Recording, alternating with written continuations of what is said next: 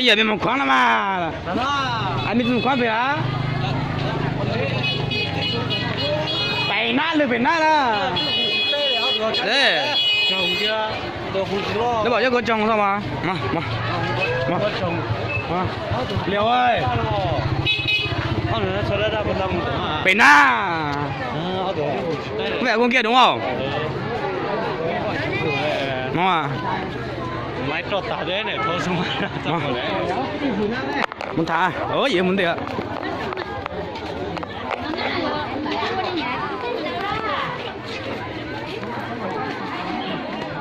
nè cái chị cả hai nè mà cô chuyện bớt đồ sang rồi thay đua nữa chưa có ý chỉ thôi nhớ nhân bảo yên ha cho giúp thôi gì mà thằng có đó tới chỉ giúp thôi gì mà chỉ tao tính này kia 350 em trước gì à cho nó EOP được rồi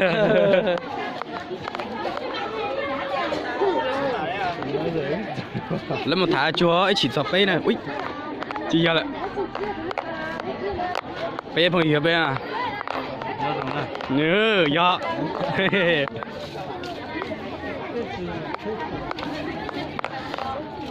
mua có thấy chế chỉ còn lại rồi ra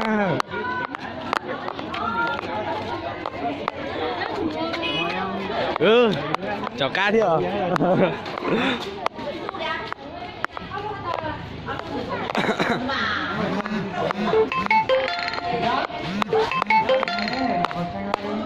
trời ơi anh chào vậy ủa hay đó có lắm mà thế à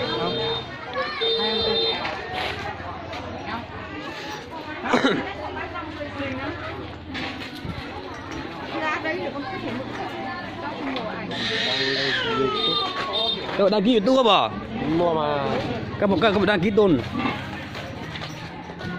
Có đăng ký tôn. Mua YouTube sẽ một kênh YouTube sẽ là.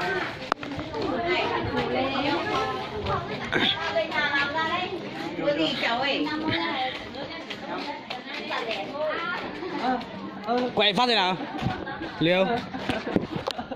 Gì? Mày làm quay từ. Ngược hướng rồi. Sao hai em ngại thế? Ôi giời ơi.